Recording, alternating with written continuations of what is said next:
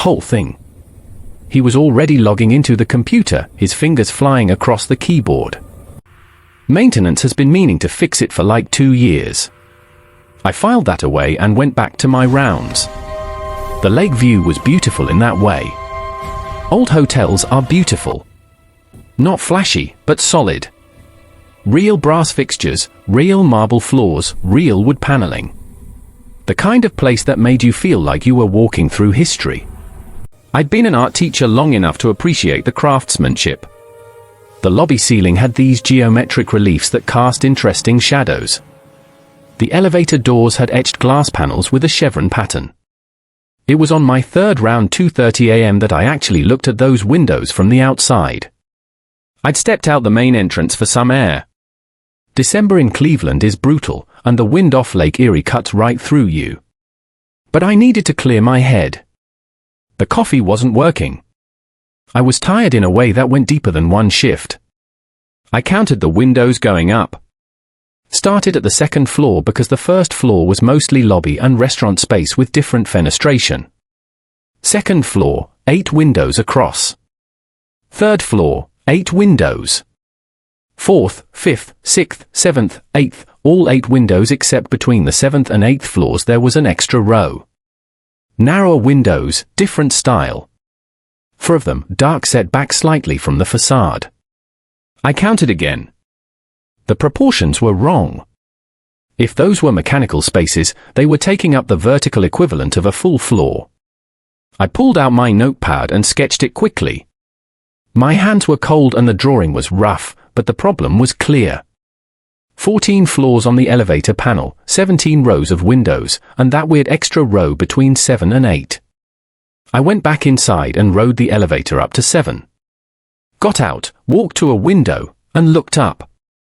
I could see the 8th floor windows above me, and I could see the narrow ones between us, maybe 10 feet up, too close to be a whole separate floor, but definitely there. The hell? I muttered. The elevator chimed behind me. I turned, expecting maybe a late guest, but the hallway was empty. The elevator doors closed on their own and the car descended. I hit the call button and waited. When the elevator returned and I stepped in, I noticed the panel more carefully. The buttons were worn from decades of fingers pressing them. Button 7 had a slight dent. Button 8 was pristine, probably replaced at some point. Between them was a hairline gap in the metal panel, like something had been removed and plastered over. I pressed 8. The elevator rose and my stomach dropped. Not the normal drop. This was wrong. The elevator kept rising past where it should have stopped and I felt that awful lurch you get when a plane hits turbulence. The lights flickered. The smooth hum of the motor turned into a grinding sound. And then nothing. Dead stop. Emergency lighting kicked in. Dim and red. The floor display was dark. I hit the emergency button once, twice, like Tommy said. Nothing happened. The air changed. That's the only way I can describe it. It got thick, heavy, like breathing through wet cloth, and cold. The elevator was suddenly freezing, my breath fogging in front of me. Static crackled from the emergency intercom speaker, but no voice came through. Just that sound. White noise with something underneath it. A pattern almost like breathing. I pressed 8 again. The button didn't light up. I pressed 7. Nothing. Then I saw it scratched into the metal panel between the buttons. Visible only in the red emergency light were numbers. 7.5, my hand moved on its own. I pressed the gap between the buttons right where the etched numbers were. The elevator lurched down slightly. The grinding sound returned. The doors opened. The smell hit me first. Old smoke and wet copper like pennies left in an ashtray. The hallway beyond was wrong. The carpet was a different pattern, geometric brown and orange, very 70s. The walls were papered, not painted. And the lights were those old incandescent bulbs, the kind that buzz and cast yellow light that seems to pull shadows out of corners. I stepped out. I don't know why. Maybe because standing in that elevator felt worse than walking into the wrongness. Maybe because I'm an idiot. The hallway stretched in both directions, longer than it should be, longer than any floor I'd seen in this building. Doors lined both sides. Dark wood with brass numbers. 7.5 to 1, 7.5 to 2, 7.5 to 3. A sign hung from the ceiling on a chain. Temporary guest housing. Construction delay. We apologize for the inconvenience. The sign looked old. Not retro. Old. The kind of old where the plastic coating had yellowed and cracked. From behind the doors came sounds. A television playing a soap opera. Canned laughter echoing strangely. Someone coughing. A child crying then stopping abruptly. Normal sounds. That was the worst part. They were mundane hotel noises, the kind you'd hear anywhere, except they were looped. The same cough over and over every 30 seconds. The same 3 bars of a soap opera theme. The child's cry cutting off at the exact same point. Hello. My voice came out rough. Anyone there? The sound stopped. All of them. Instant silence. Like someone had hit mute on the world. I backed toward the elevator. My hand found the call button and pressed it repeatedly. The door stayed open. Thank God. The car waited. That's when I saw it. At the far end of the hallway, where the lights got dimmer and the geometric carpet seemed to blur into itself, something moved. A shape detached from the darkness. And I want to be clear about this. It wasn't a person. It was shaped like a person the way a scarecrow is shaped like a person. The proportions were wrong. The head tilted too far, like a dog hearing a new sound. And when it started moving toward me, it didn't walk. It flowed. I got into the elevator and hammered the lobby button. The doors closed so slowly I could count my heartbeats. 1, 2, 3. The shape was halfway down the hall. For 5 its arm was reaching fingers too long. 6, 7. The door sealed shut. The elevator dropped fast enough to make my knees buckle, and I was suddenly standing in the normal lobby with its normal lighting and normal marble floors and normal Art Deco ceiling. My hands were shaking. The stale coffee taste in my mouth had turned sour. I walked straight to Linda Novak's office. Assistant manager, the door clerk said. She was there despite the hour, working on spreadsheets because apparently being salaried at a historic hotel meant never actually leaving. Linda was 50-some with grey hair she kept in a practical bun and eyes that had seen enough hotel industry to expect nothing and be disappointed. Anyway, she looked up when I knocked. Danny, you look like you've seen a ghost. I need to ask you something weird. She set down her pen and leaned back. I've worked here 23 years. Weird is relative. Is there a floor between 7 and 8? Her expression didn't change, but something in her eyes did. A tightness, a resignation. You found it, she said quietly. You found the MS waiting room. The way she said it, no hesitation, no question, just flat acknowledgement, was somehow worse than what I'd just seen. What the hell is the M? Linda closed her laptop and looked at me for a long moment.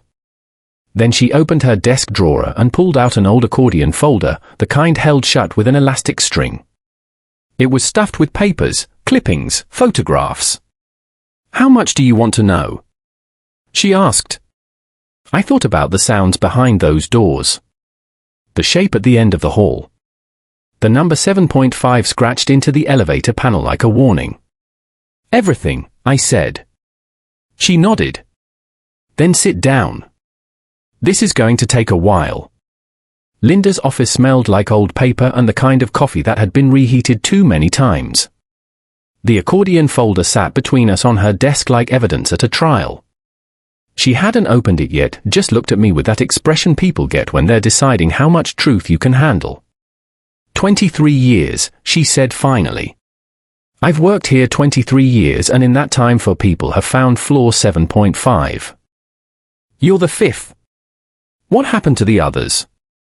One quit the next day and moved to Arizona. Never came back, not even for his final paycheck.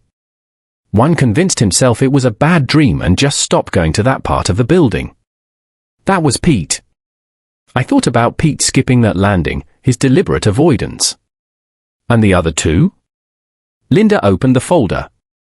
Inside were newspaper clippings, photocopies, handwritten notes in different pens and different hands. On top was a black and white photograph of the Lakeview Hotel, but it looked wrong. Smoke poured from the 7th and 8th floors. Fire trucks lined the street. December 14, 1973, she said. Electrical fire started around 4 in the morning, spread fast. The 7th floor was undergoing renovations. They'd moved 47 guests to temporary rooms while they updated the plumbing. Those guests died, all of them, smoke inhalation, mostly, some from the fire itself. I stared at the photograph. The windows I'd counted from outside were blown out, black with soot. Jesus! The hotel almost went under. The owner at the time, Richard Worth, he made a decision, paid off the families, paid off the inspectors, had the architect redesign the building. They sealed off what was left of the 7th floor, built the 8th floor directly on top of the support structure, and pretended it never happened. She pulled out a blueprint, old and yellowed. Here, look. The blueprint showed the original design, 17 distinct floors. Then a second blueprint dated 1974 showed the revision. The 7th floor was labeled mechanical space restricted. The 8th floor plan sat directly on top, no gap, but someone had drawn on this blueprint in red pen a floor between them labeled 7.5 anomaly. The architect knew. Linda said his notes are in here. He called it the structural anomaly. Said the space shouldn't exist, but did. Said he heard sounds during the renovation. Voices. He recommended the hotel be torn down. Worth fired him. And the other 2 people who found it. Linda didn't answer right away. She pulled out a memo, old and faded, with a header that read Lakeview Hotel, internal staff only. Below it were 5 rules typed on what must have been an actual typewriter. But underneath the typed rules were handwritten additions in different inks, different styles of writing. Sarah Brennan, no relation to you, founded in 1989. She was a night auditor. She wrote most of these additional notes. Linda pointed to neat, careful handwriting in blue ink. And James Acoy, maintenance supervisor, 2003. He added these cramped black pen. Rushed. I read the rules. The typed ones first. Rules for floor 7.5. Revised August 1974. Do not enter any room unless invited explicitly. Do not answer if something calls your name. If the lights begin to flicker, return to the elevator immediately. Never stay past 4:47 a.m. Then the handwritten additions. If you see a door with your name on it, do not open it. Do not touch it. Leave the floor and do not return for 7 days. SB 1989 below that in the rushed black pen. Confirmed. Lost 3 days. Don't remember them. J203. And below that, in what looked like pencil nearly rubbed away, the guests aren't ghosts. They're food. It's feeding on them. M 1947. Who's M? I asked. Margaret Kincaid. Missing person case 1947.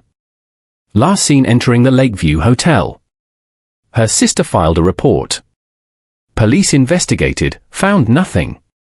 The case went cold. Linda pulled out a photocopy of an old newspaper article. She was staying here while looking for work. Vanished without checking out, without taking her luggage, like she just stepped into nothing. The photograph with the article showed a woman in her 30s. Dark hair, serious expression, the kind of face you'd forget in a crowd, except for the eyes. They looked tired even then. You think she's still there? I said, I think something that was her is still there. Linda closed the folder. Danny, there. Linda closed the folder. Danny, I need you to understand what you're dealing with. This isn't a ghost story. Dealing with. This isn't a ghost story. It's not a haunting. That thing, it's not a haunting. That thing, the mall, the architect called it. It feeds mall, the architect called it. It feeds on forgetting. Every year, this hotel on forgetting. Every year, this hotel doesn't acknowledge what happened. Doesn't acknowledge what happened. Every year, we keep serving guests and taking their money while 47 people are trapped in that gap. It gets stronger. I said, in that gap. It gets stronger. And it wants you now. You found it. It knows your name. The way she said it made my skin crawl. I thought about the shape in the hallway, the way it had moved toward me. What do I do? Don't go back. That's it. Just avoid the elevator. Danny. Her voice was sharp. Sarah lasted 6 months before she quit. James lasted 2 years, but he started having episodes, blackouts. He'd find himself standing in front of the service elevator with no memory of walking there. The M doesn't let go once it has you. It's patient. It's hungry. I took the folder. It was heavy. Years of obsession and guilt compressed into paper. Why are you still here? If you know all this, why stay? She smiled, but it was sad. Someone has to remember. Someone has to keep these files. The alternative is everyone forgets and it gets even stronger. I'm doing what I can, which is nothing, which is surviving. Don't mistake that for nothing. I left her office with the folder under my arm and a sick feeling in my gut. The lobby was still quiet, still beautiful, still pretending to be just a hotel. I made coffee and started reading. The files were meticulous. Linda had documentation going back to the hotel's construction in 1925. The 7th floor had always been trouble. Workers reported tools going missing, strange sounds, a feeling of being watched. One worker fell from a scaffold and died. The hotel opened anyway. The 1947 incident with Margaret Kincaid was buried in a single police report and a newspaper mention. No follow-up, no resolution, like she'd been erased. The 1973 fire had more documentation. 47 names, 47 people who'd been moved to temporary housing during renovations. I read them slowly. Gerald Whitmore, 58, salesman from Toledo. Susan Chen, 34, traveling for work. Michael and Patricia Dawn, both 41, anniversary trip. Names and ages and lives reduced to lines in a report. The cover-up was methodical. Settlements to families with non-disclosure agreements. City records lost in a filing error. News coverage that mentioned the fire but downplayed casualties. Within 5 years, it was like it hadn't happened. My artist's brain started connecting patterns. Margaret in 1947, the fire in 1973, the architectural burial in 1974. Each event feeding into the next, layers of forgetting compacting into something dense and hungry. I was so focused on the files that I didn't hear Tommy until he was right next to me. Dude, you okay? You look like hell. I glanced at the clock. 6 a.m. My shift was almost over. Long night. Yeah. Speaking of which, Tommy looked uncomfortable. You need to see something. He led me to the front desk and turned his computer monitor toward me. The hotel's maintenance request system was open. There was one active ticket marked urgent, glowing at the top of the queue. Request number 4738, room the 7th of May, 47. Guest Whitmore Gerald issue television not responding to remote. Request replacement batteries. Submitted 5:47 a.m. I stared at it. The timestamp was 20 minutes ago while I'd been reading about Gerald Whitmore and Linda's files. I didn't enter this, Tommy said. His voice shook. I've been doing inventory in the back office all morning. And dude, we don't have a room the 7th of May, 47. The system shouldn't even accept that. I clicked on the ticket details. It had a guest profile attached. The photo was black and white, grainy, but clear enough. A middle-aged man with thinning hair and thick framed glasses. The kind of glasses people wore in the 70s. The name field read Gerald Whitmore. Check-in date December 13th, 1973. Expected checkout December 15th, 1973. This is impossible, Tommy whispered. But it wasn't. It was the M. It was showing me that it was real, that the people trapped there were real, and that it could reach into our systems, our world, whenever it wanted.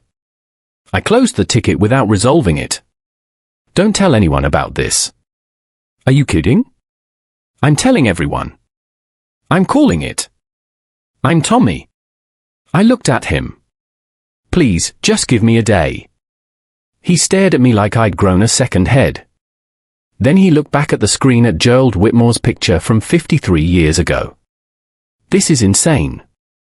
I know. You're going back there, aren't you? I thought about the rules, the names, the 47 people who'd been forgotten. What if they just need someone to listen? Tommy shook his head. That's the dumbest thing I've ever heard. Yeah, I said. Probably. But I was already walking toward the elevator. The ride up was normal this time. No grinding, no stomach drop. The elevator rose smoothly and stopped at 8. I pressed the gap between the buttons where the scratched 7.5 was. The elevator lurched, paused, and the doors opened. The hallway was the same 7's carpet, yellowed wallpaper, buzzing incandescent lights, but this time the sounds were different, quieter, more focused. From room 7. 5 to 23, I heard a television playing the news. From the 7th of May, 31. Someone humming.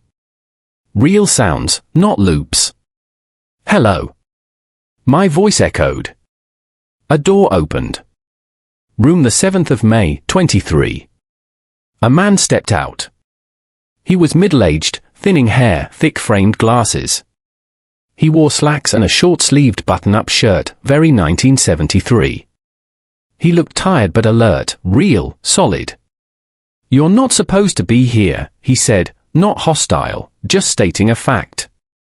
Neither are you, Mr. Whitmore. He blinked. You know my name. I read about you. The fire, December 14th, 1973. Something passed over his face. Recognition maybe or fear. That was a long time ago. 53 years. Feels like yesterday. Feels like forever. Time's funny here. He stepped into the hallway fully. You should leave. I need to understand what happened. What happened is we died and we're still dying over and over. He looked down the hallway toward the far end where the light got dimmer. It doesn't let us go. It needs us. The M. Is that what you call it? Gerald almost smiled. Good a name as any. Listen, you seem like a decent guy, so I'm going to give you advice. Run. Don't come back. It's already making a place for you. What do you mean? He pointed behind me. I turned. Further down the hall, past the elevator, was a door I hadn't seen before. The brass number plate read the 7th of May, 47, and below it, a nameplate, Danny Brennan. My hands went cold. It does this, Gerald said quietly. When it wants someone, it builds them a room. Makes it comfortable, familiar. Then one day, you walk in and you don't walk out. You become part of the loop. I stared at the door. It was the same dark wood as all the others, but something about it was different. Wrong. Like it was waiting. Don't touch it, Gerald said. Don't even get close. And don't come back for at least a week. That's how long it takes for it to lose focus. What about you? What about the others? We're already gone. Have been for decades. But his eyes said different. There was awareness there. Fear. Hope maybe. Margaret Kincaid, I said. Room 1. Do you know her? Gerald's expression changed. How do you know about Margaret? I found her name in the files. 1947, she disappeared here. Margaret's been here longer than any of us. She knows things about what this place is, how it works. He hesitated. She's waiting for someone like you. Someone from outside. She's tried to explain it to us, but we can't leave. You can. You have to talk to her. Where? Room 1. End of the hall past your door. But Danny, he looked scared. Don't stay too long. It's almost 6:30. You've got time, but not much. And whatever you do, don't be here at 4:47 a.m. That's when it feeds. I started walking. Gerald didn't follow. He just watched, standing in the doorway of his room, a ghost who knew he was a ghost. The hallway stretched as I walked. Not drastically, but enough to notice. The carpet pattern seemed to shift, the geometry slightly off, and I had to pass my door. Room the 7th of May, 47. Danny Brennan. It had a key card reader. As I got close, the light blinked green, like it was unlocked, waiting. I could feel a pull, a whisper at the back of my mind. Just look inside. Just see what it's made for you. Just rest for a minute. I kept walking. Behind me, I heard the door click. Something slid under it. I didn't turn around, but when I was past, I looked back. A keycard lay on the carpet. I picked it up. It was new, the plastic still glossy. The magnetic strip was blank, but the front had the Lakeview Hotel logo and a name, Danny Brennan, and a photo. My employee ID photo from 3 weeks ago. The MA had made me a key. I shoved it in my pocket and kept moving. Room 1 was at the very end where the light was worst. The door wasn't like the others. It was covered, absolutely covered in carvings. Names, hundreds of them scratched into the wood in tiny letters. Dates 1947, 1953, 1961, 1973, and symbols I didn't recognize. Geometric patterns that hurt to look at. I raised my hand to knock. The door opened before my knuckles touched wood. Inside, sitting in a chair by a window that showed impossible stars, was Margaret Kincaid. She looked exactly like her photograph. 30s, dark hair, tired eyes. She'd been here for 79 years and hadn't aged a day. "Hello, Danny," she said. "We've been waiting for you." Margaret's room was wrong in ways that made my eyes hurt. The space was too big. Not dramatically, just wrong. The walls didn't meet the ceiling at quite the right angle, creating impossible shadows that pulled in corners that shouldn't exist. The window showed stars, but they were in patterns I didn't recognize. Constellations that had never hung over Cleveland, and they didn't move. I watched for 30 seconds, and they stayed frozen, like a photograph of a night sky rather than the real thing. The furniture was sparse. A chair, a desk covered in papers, shelves lined with ledgers and boxes. Every surface had writing on it, names carved into the wood, dates scratched into the plaster, symbols that looked like they'd been copied from a dozen different languages, some I recognized from art history classes, protective wards from cultures that feared hungry spirits. The desk itself was covered in diagrams, architectural drawings of the hotel with additional spaces sketched between floors, timelines connecting dates of deaths and disappearances, notes in margins written so small I'd need a magnifying glass to read them. "Sit," Margaret said, gesturing to a second chair I hadn't noticed before. "We don't have as much time as you think." I sat a day. She looked exactly like her photograph from 1947. But up close, I could see she wasn't quite solid. Not transparent, just preserved, like a photograph that had learned to move.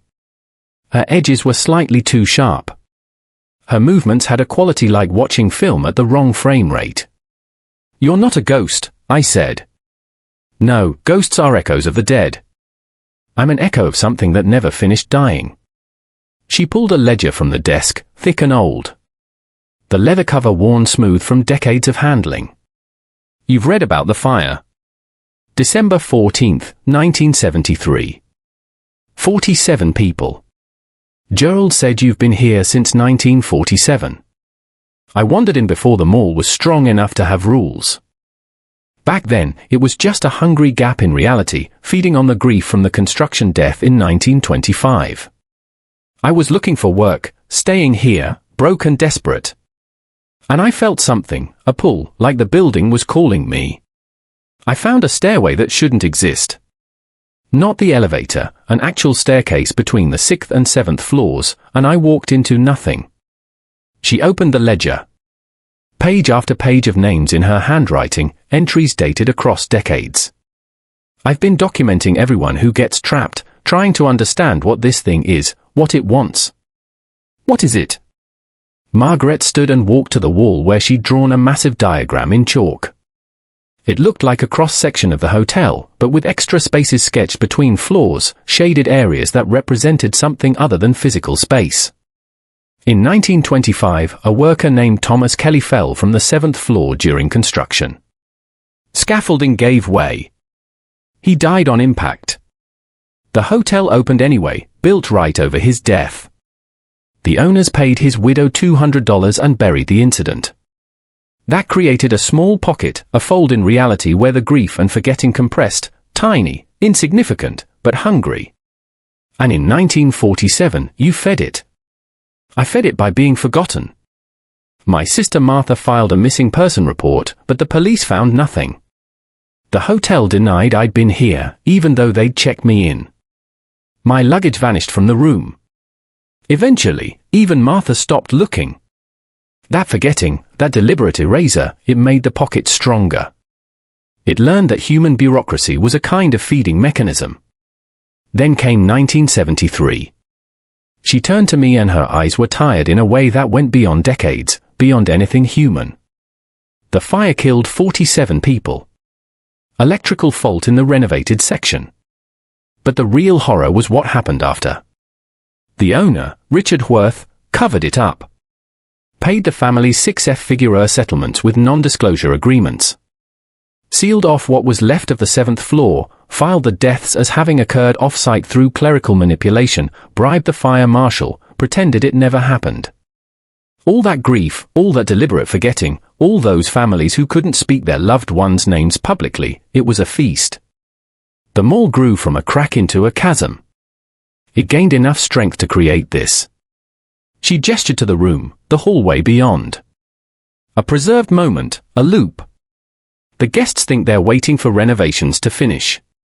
They don't realize they've been dead for 53 years. But Gerald knows. He senses it. Some of them sense the truth.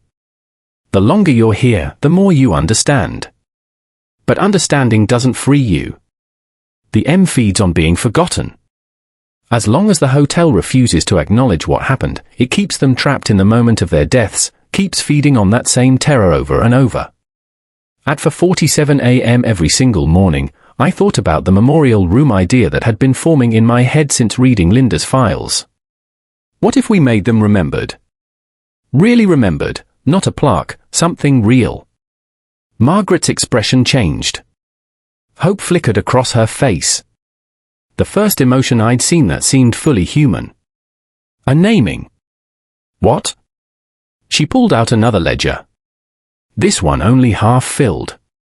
In 1989, Sarah Brennan, the night auditor who found this place. She and I talked about exactly this. The opposite of forgetting isn't just remembering. It's speaking. Naming. If someone speaks the names of the dead, tells their stories, acknowledges what happened publicly in the hotel with witnesses present, it starves the M, takes away its food source. It's like, she searched for words. It's like a wound that furs in the dark. Exposure to light makes it heal. The M can only feed on secrets. Why hasn't anyone done it? Because you need all the names, all the stories, complete biographical information, and you need them spoken publicly in the hotel with witnesses who work here or own it. The acknowledgement has to be official. Sarah tried to gather them, but the MA fought back, created distractions. Her apartment caught fire. No connection found, of course. She quit after 6 months. James Aoui tried in 2003, made it further, but he had a family. When his daughter started sleepwalking toward the hotel at night, he stopped. The risk was too great. She handed me the ledger. I've been keeping records. I have 39 of the 47 names with complete biographical details. The other 8 are incomplete. I have names, but not enough information. You need to find them. Finish this. I opened the ledger. Her handwriting was meticulous. Each entry a small biography. Gerald Whitmore, 58, salesman from Toledo, Ohio.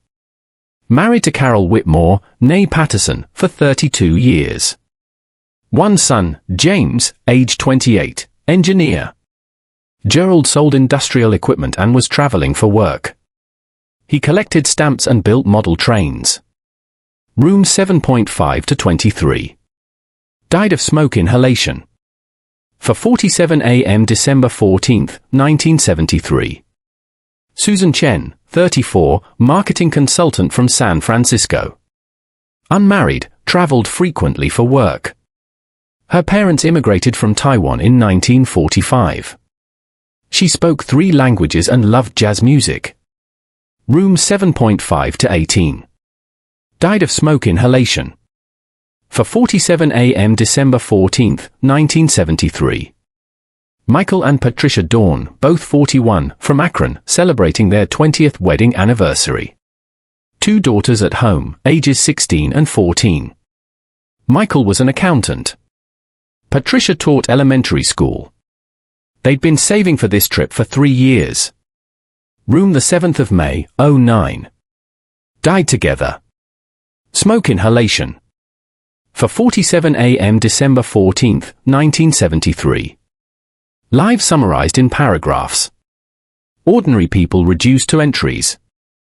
But at least they were entries. At least someone had written them down. Why me? I asked. Because you're an artist. You see patterns and details. You understand that people are more than names on a list. And because the MA has already marked you, room the 7th of May, 47. You're either going to help free them or you're going to join them. Those are your only options now. The room felt colder. My breath fogged. What do I do? Finish the ledger. Find the missing 8. Get their complete stories. Where they were from, who they left behind, what made them human. Then create a memorial. Not just a plaque with names. That's too easy to ignore, to walk past without seeing. Make it undeniable. 47 faces, 47 stories, photographs if you can find them. Hold a ceremony. Speak every name aloud in the hotel with witnesses from management present. The acknowledgement will starve the M. It might not kill it.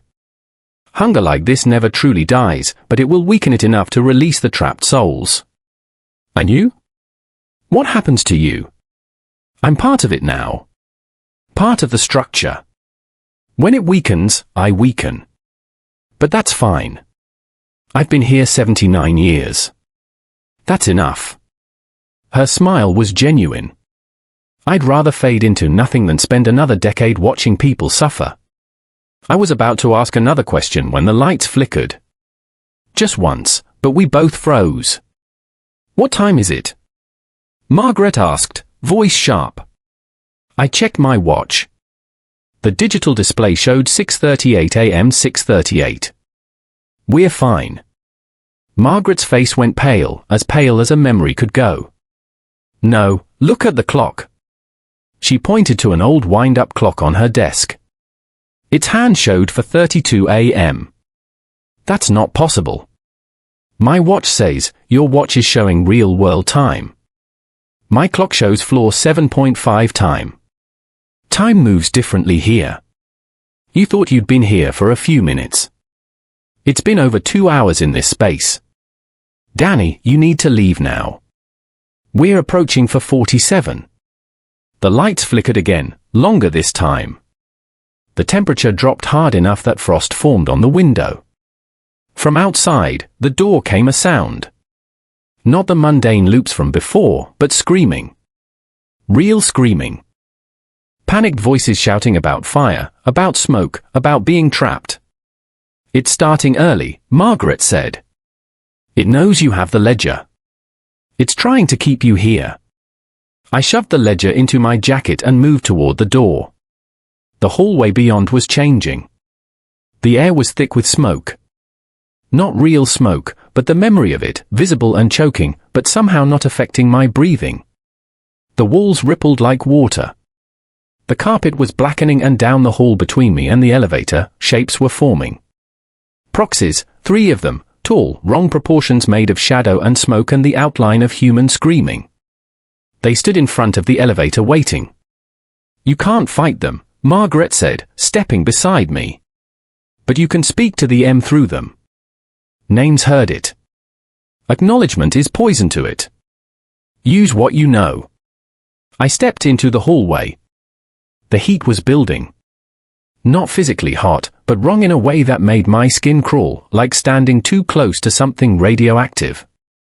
The screaming was louder. Behind doors, people were panicking, reliving their deaths on an endless loop. I heard a child crying for her mother, a man praying in Spanish, a woman coughing, choking. The proxies tilted their heads in unison. One raised an arm, fingers too long, joints bending the wrong direction, pointing at me. Danny Brennan, it said in a voice like static and breaking glass, and the sound of a building settling at night. You have a room. Rest. Stay. Forget. No. My voice came out steady. I'm not staying, and I'm not letting you keep them. The proxies moved forward, flowing more than walking, their forms shifting like smoke and wind. I see your food, I said louder, pulling the ledger from my jacket. I know their names. Gerald Whitmore, 58, salesman from Toledo. He had a wife and a son. He collected stamps. Susan Chen, 34, marketing consultant. She spoke 3 languages, Michael and Patricia Dawn, celebrating 20 years of marriage. They had 2 daughters waiting at home. The proxy stopped. One of them shuddered, its form losing cohesion, edges blurring. They're not forgotten anymore. I'm taking them back. Every single name, every single story. I held up the ledger. 39 down, 8 to go. And when I'm done, when I speak all their names in your house with witnesses from management, when I put their faces on your walls where you can't hide them, you'll starve. You'll go back to being nothing. The middle proxy made a sound like a building sighing, like steel beams groaning under too much weight. It thinned, wisps of shadow peeling away, dissolving into the smoke-filled air. But the other 2 kept coming, and the clock now showed for 44 a.m. Behind me, Margaret stepped fully into the hallway.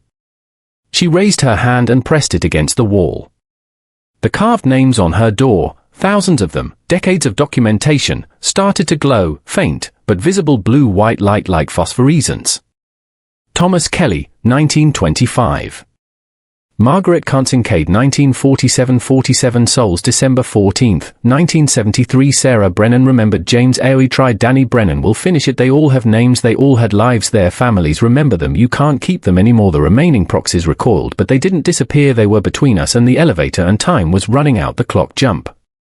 Ed to for 45 a.m. run, Margaret said. I'll hold them. You can't. I'm already part of this place. You're not. Not yet. Go. Her form flickered. Not fading, but destabilizing, like a projection, losing power. She spoke names faster. Names I didn't recognize. Names from her ledger spanning decades. Each name made the proxies flinch. Made them recoil. I ran. The hallway stretched as I moved, the geometry shifting, doors multiplying and disappearing. But I kept my eyes on the elevator. The proxies lunged, but Margaret flickered between us. Her body, if it could be called that, was becoming translucent, but she didn't stop. The names poured from her like a flood. I hit the elevator call button. The doors didn't open. I pressed it again. For 46 a.m. Come on. Come on. The doors opened. I threw myself inside and hammered the lobby button with my palm. The proxies were coming, pushing past Margaret's flickering form. She was weakening, but not gone, holding them back with nothing but spoken names and sheer will. The doors started to close agonizingly slow. One of the proxies reached through the gap, its arms stretching impossibly, fingers splaying like spider legs. I kicked at it and my foot went through cold nothing, like kicking through ice water. But the ledger in my jacket flared warm, actually physically warm, and the proxy recoiled, hissing. The doors sealed shut, the elevator dropped, and through the walls, I heard it. The roar of fire becoming real, the screaming reaching a crescendo. The moment of 4:47 a.m. when the M fed on the tragedy over and over and over. Then silence. Absolute silence. The elevator stopped, the doors opened. Normal lobby, normal lights, normal marble floors. The clock on the wall showed 6:52 a.m. My watch now agreed with it. I'd lost time to that place. Hours compressed or expanded in ways that made my head hurt to think about.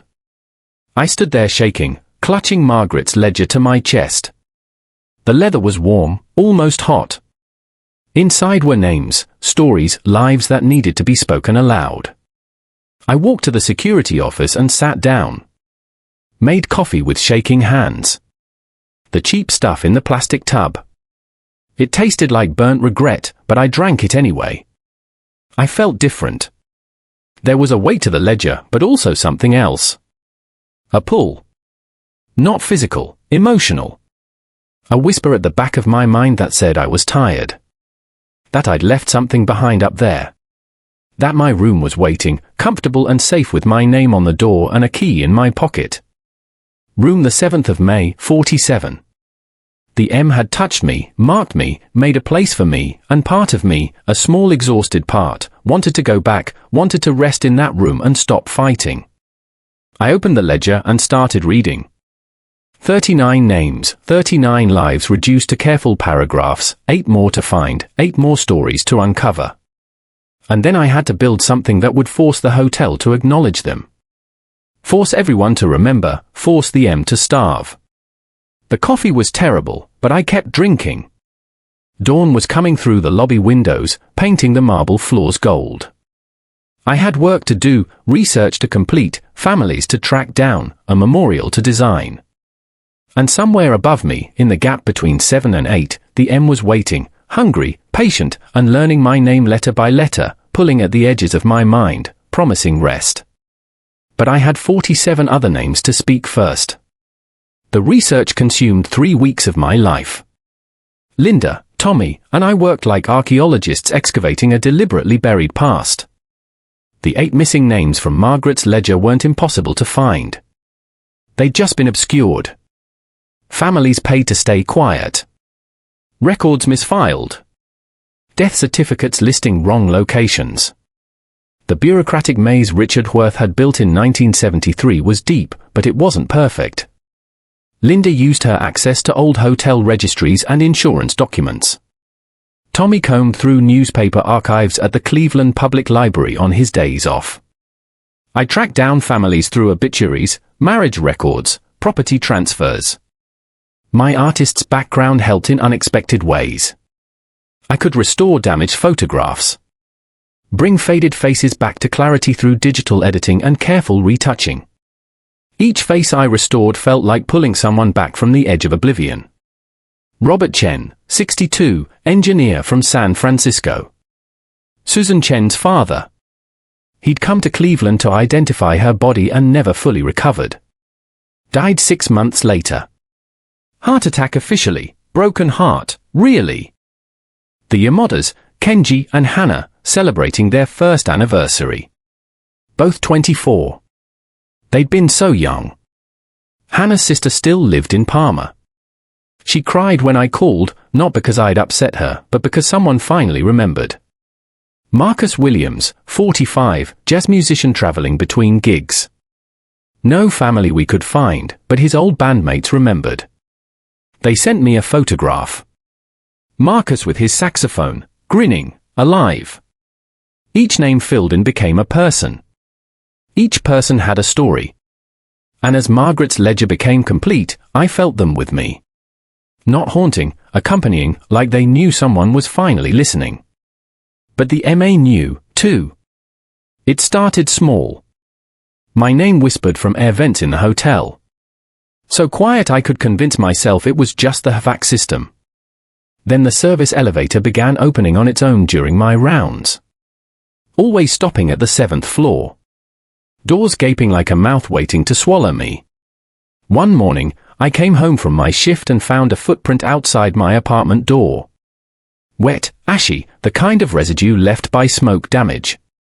It pointed toward my door. I stood there for 10 minutes before I could make myself step over it and go inside. I started sleeping with the lights on. Tommy noticed. "Dude, you look terrible. When's the last time you actually slept?" "I sleep." "No, you pass out from exhaustion." "That's different." He lowered his voice. "Is it getting worse?" I didn't need to ask what it meant. "Yeah, but we're almost done. 47 names, 47 stories. Once we have them all, we can finish this." The pull toward room the 7th of May, 47 was constant now, not overwhelming, but persistent. A low-grade itch at the back of my mind that said I was tired, that I should rest, that my room was waiting. Some nights I'd catch myself standing in front of the service elevator with no memory of walking there. The key card, the one that had slid under my door with my name on it, I'd locked in Linda's office safe, but I could still feel it calling. Linda brought me coffee one night, the good stuff from her personal stash, and sat across from me in the security office. "We need to talk about the memorial. I've been designing it." 47 portraits arranged in a grid. 7 rows of 7-2 names beneath each face, a plaque with their stories, where they were from, who they left behind, what made them human. "That's good. That's really good." She paused. "But we need permission." "Official permission from ownership?" "The hotel will never." "David Couch will." She pulled out a file. Current owner inherited it from his uncle in 1998. His grandmother was Patricia Dawn. She died in the fire with her husband, Michael. David was 14 when it happened. He's never stopped wondering why the hotel pretended it didn't exist. 2 days later, I sat across from David Couch in his office downtown. He was in his 60s, gay-haired with his grandmother's eyes from the photograph I'd restored. "My parents told me never to ask about what happened," he said quietly. "The settlement they received had clauses, but I always knew. And when I inherited the hotel, I found documents my uncle had hidden. He knew, too. He was ashamed." David looked at the ledger at the 47 names now complete. "Build your memorial. Make it undeniable. I'll host the ceremony myself."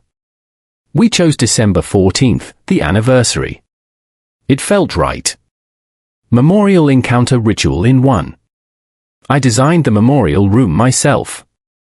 We converted a conference space off the main lobby into something permanent. 47 portraits, professionally printed and framed. I'd spent days making sure each photograph was perfect, each face clear and human and real. Below each portrait, a small plaque with their name, age, hometown, and a single sentence about who they were, not how they died, who they were. Gerald Whitmore loved model trains. Susan Chen spoke 3 languages. Michael and Patricia Dawn saved for 3 years for their anniversary trip. Marcus Williams played saxophone. Kenji and Hannah Yamada were newlyweds. Lives, not deaths. The ceremony was on a Saturday evening. We invited families, those we could find, those who wanted to come. 32 people showed up, some elderly, some young, children and grandchildren of the dead. David Cowick stood at the front of the memorial room and one by one he read the names. Gerald Whitmore. I felt it immediately, a shifting in the building. Not physical, deeper, like the hotel was releasing a held breath. Susan Chen. The pull toward room the 7th of May, 47 flickered, weakened. Michael Dawn. Patricia Dawn. The lights dimmed briefly, then steadied. Stronger than before. He read all 47 names.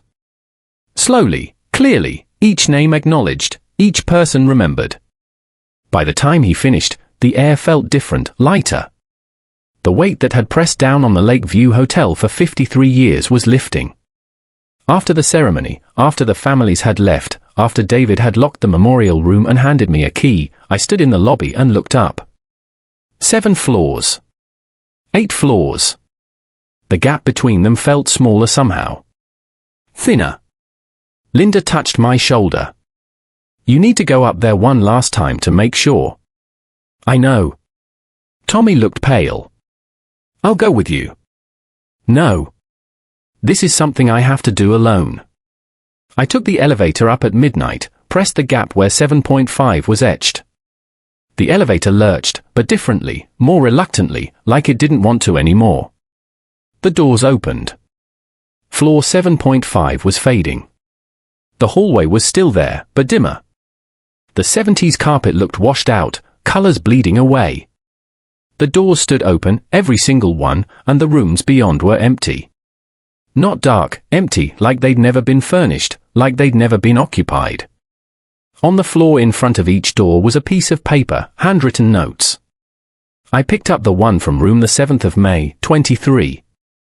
Thank you for remembering. GW room the 7th of May, 18. Finally free. You gave us that. SC room the 7th of May, 09. Our daughters will know we existed. Thank you. M and PD 47 notes. 47 thank yous. I collected them all. My hand shaking. Room 1 was at the end of the hall. Margaret stood in the doorway, but she was different. Translucent, peaceful. The tired weight in her eyes was gone. You did it, she said.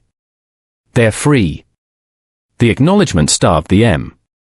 It can't hold them anymore. Where did they go? Wherever we're supposed to go. Wherever the dead rest when they're finally allowed to die, she smiled. They're not trapped in the loop anymore. They're just gone.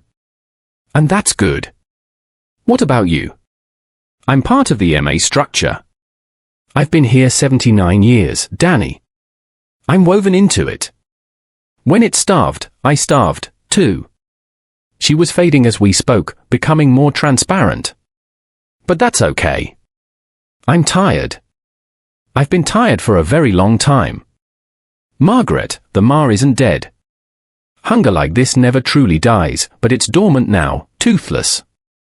It doesn't have the strength to trap anyone anymore. You broke its feeding cycle.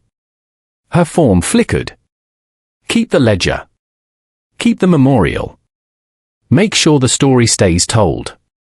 That's how you keep it weak. I will. And Danny, destroy that key card. Room the 7th of May, 47 is still there. It will always be there.